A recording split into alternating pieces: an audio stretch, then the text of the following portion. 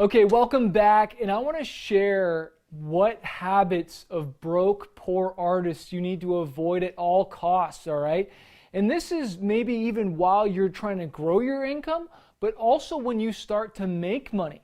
Because I've seen a lot of artists, they hustle, they make all the money, but then they lose it because they implement these habits. You need to avoid these habits at all costs and do the reverse of these. These will change your life because it's not about just making money with your music. It's keeping it, it's investing it, and it's multiplying it. All right, so the first thing that I see with a lot of broke artists, unfortunately, is they spend money unnecessarily.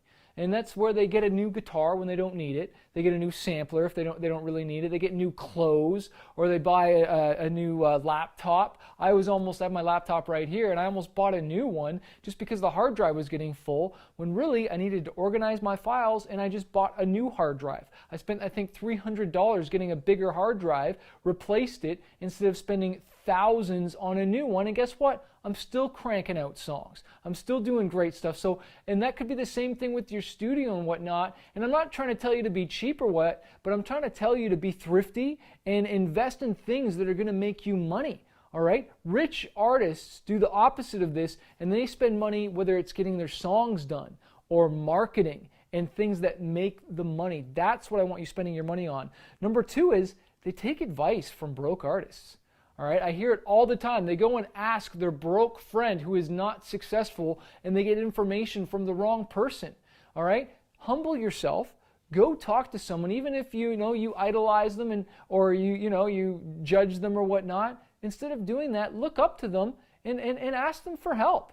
If they're successful, instead of judging them and criticizing them, reach out for help. You see, broke, poor artists, they have a bad attitude and they judge people. They're like, oh, I can figure it out. And then they go take advice from their broke friend instead of reaching out to the successful person and asking for advice. How did you get there? What's working for you? How are you really making money from your music? Number three is negative thinking. Negative thinking clouds your potential. And I'll tell you, one thing that caught me a long time ago is when I was starting to have success in Japan. We're selling tens of thousands of records a week, and I was starting to be scared about losing the success. And I was kind of self-sabotaging myself instead of embracing it and seeing myself winning, seeing myself crushing it and just owning it and becoming that kind of alpha male artist and just, going for it. I shrunk back a little bit. And so I want you to see yourself winning. As a man thinketh, so is he. You want to drain your thoughts of fear and put thoughts of winning, seeing you getting that tour, seeing you getting that sync placement and believing it, sending that email in faith. Because when you have a positive attitude, you're 10 times more likely to reach out to people, write better songs, and more opportunities come just because of your attitude. Hey, thanks so much for watching this video. I hope you found it valuable. Make sure you hit the subscribe button below so that you can get the more content that I'm releasing.